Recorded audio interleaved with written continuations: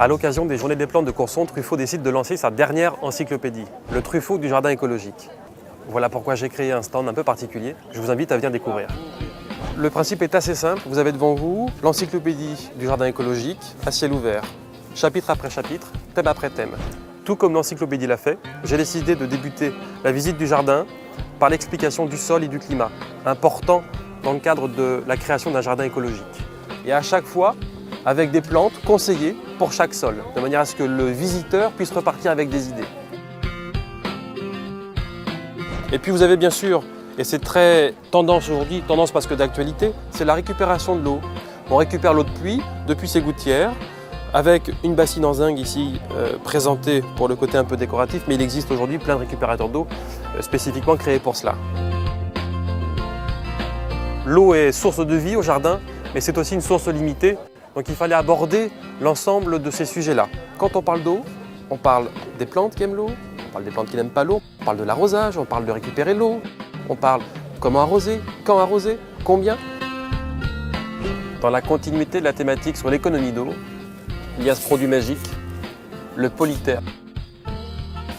Très petit, très fin, que vous ajoutez à votre terreau de plantation. Une fois arrosé, le polytère va se gorger d'eau et la plante elle va venir boire l'eau contenue dans le grain de polytère. Et puis l'eau, c'est aussi, toujours en l'économie, les différents paillages. Alors c'est décoratif, vous allez me dire oui, c'est décoratif, mais c'est surtout très utile pour éviter l'évaporation de l'eau. Un jardin écologique, c'est aussi un jardin entretenu. Et un jardin entretenu, c'est un jardin sain. Des herbages manuels, évidemment, puis des herbages thermiques. Entretenir, c'est aussi tailler, alors tailler au bon moment et le bon arbre. Amender, c'est simplement améliorer, fertiliser le sol. Surtout, entretenir, c'est nourrir. L'engrais, c'est pas un vilain mot, et surtout pas lorsqu'il est choisi pour être utilisé en jardin biologique. C'est le cas ici de toute la gamme des produits Georges Truffaut.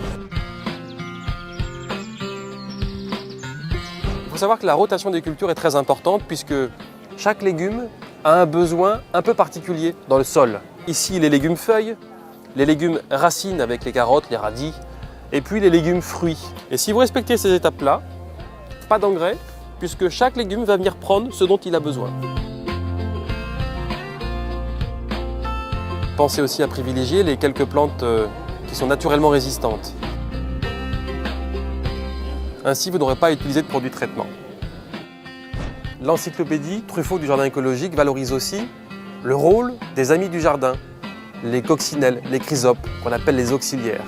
Et puis également tout ce qui est la faune utile, les oiseaux par exemple. En vous aidant de l'encyclopédie Truffaut, à vous de réaliser votre propre jardin écologique.